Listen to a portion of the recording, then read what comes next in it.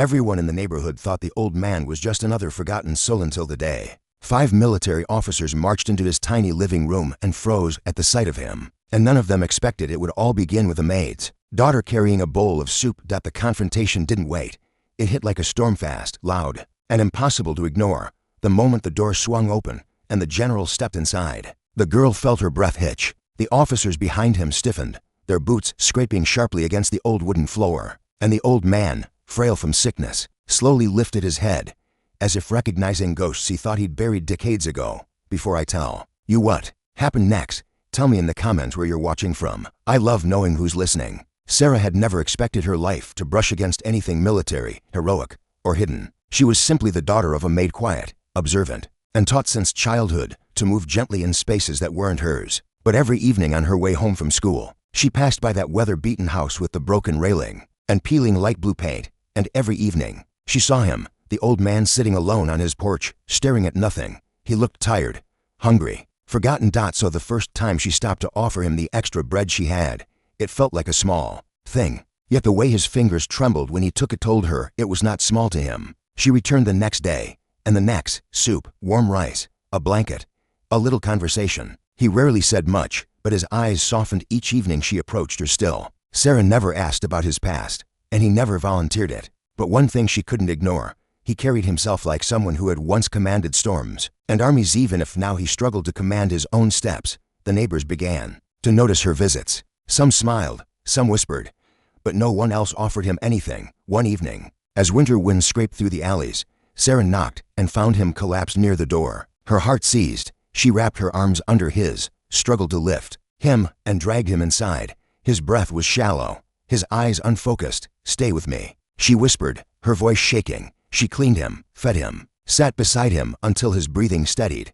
And she thought, if I don't help him, who will? She had no idea that her kindness was about to draw the attention of people who moved the world. From the shadows, a week later, the air in the neighborhood thickened with the low hum of engines. The ground vibrated, curtains lifted in, houses up and down the street, till black SUVs rolled to a stop in front of the old man's house. Sarah, inside preparing tea for him, felt the vibrations through her shoes. She peered out the window and froze as the doors opened in perfect synchronization. 5 military officers stepped out.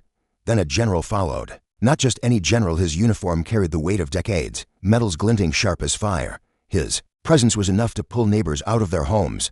People whispered, children hushed, even stray dogs backed away. Sarah's pulse hammered.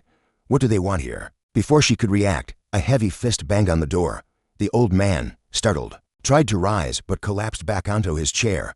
They found me," he murmured. Sarah swallowed. Who? His eyes, usually soft, turned stormy. Ghosts. In uniform. The knock came again, louder, more commanding. Sarah opened the door with trembling hands. The general scanned her briefly before stepping inside, without waiting for permission. His officers followed like a wave, disciplined and swift, filling the living room with an overwhelming presence. All at once, the air changed dense, electric. Even the dust motes seemed to freeze midair. Sarah instinctively moved between the officers and the old man. One officer barked, "Step aside," but the general lifted a hand. The room fell silent. Then he spoke low, controlled, but quaking with emotion. "Colonel Idris." After all these years, Sarah blinked. "Colonel." The old man didn't answer. His gaze was far away. The general took a cautious step forward. "Sir, we thought you were dead." The old man's lips curled faintly, bitterly. "I was, at least to those who left me behind." Sarah felt her understanding crumble. The man she thought was just lonely was something else entirely. A murmur rippled outside. More neighbors crowded by the open door, whispering, eyes wide at the sight of decorated officers standing in a poor man's living room. Inside, moral tension thickened. Sarah's heart pounded so loudly she felt it echo in her palms. The general inhaled deeply, as if gathering pieces of a memory too heavy to hold. "Sir, you saved my unit. You dragged us through enemy fire. You refused to evacuate unless every man was accounted for." The old man's jaw clenched. "And what did it earn me, sir?" one officer began sharply. But the general cut him off. "We searched for you for years.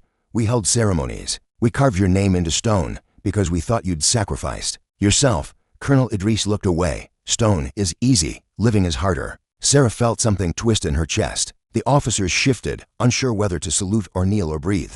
Then the old man's voice cracked, not with weakness, but with a pain that had been buried too deep for too long. "I gave everything for my country, everything. And when my wife died, when my son moved abroad, I had no one. No home, no pension, nothing, just silence. The general's face fell. A heavy shame washed through the room. And then unexpectedly his gaze turned to Sarah. "Who are you?" he asked. Not unkindly. Sarah straightened, suddenly aware of the crowd watching through the doorway. I'm Sarah. My mother works as a maid nearby. I just helped him because no one else would." The general looked at her with something like awe. "You helped him every day," she nodded. The officers exchanged silent glances. That said, this girl had done something none of them had managed despite all their ranks. And resources. A long silence followed. A silence filled not with emptiness but with decision. The general stepped back, squared his shoulders, and uttered words that made the crowd gasp. "From this day forward, Colonel Idris is not to be left alone again. He is a hero of this nation, and we will restore his honor." Then he turned to Sarah. "And you will be honored as well, for you did what entire institutions failed to do. You cared." Emotion slammed into her so hard she swayed. The old man whispered, voice trembling, "Child, you saved me long before they arrived." But it wasn't over. The officers moved with sudden purpose, coordinated, precise.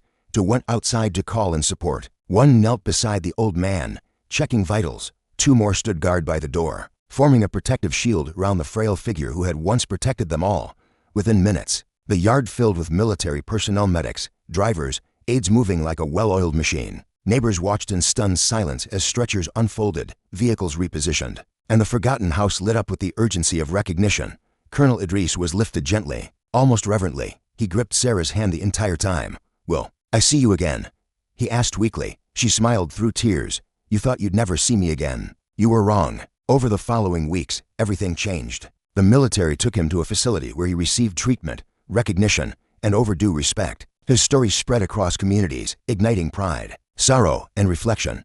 But he asked for one thing every day: to see Sarah. And so she visited, not out of duty, not out of charity, but because somewhere between soup bowls and quiet conversations, she had found a piece of family she didn't know she needed. The general visited often too, each time offering Sarah gratitude, with a sincerity that made her feel seen. And slowly, the old man began to heal not just his body, but the fractures in his spirit. One spring afternoon, months after the officers first entered that fragile house, Colonel Idris stood again, frail, but upright. The general and his officers saluted him. Sarah hugged him. The neighbors gathered, clapping softly, tears warm in their eyes.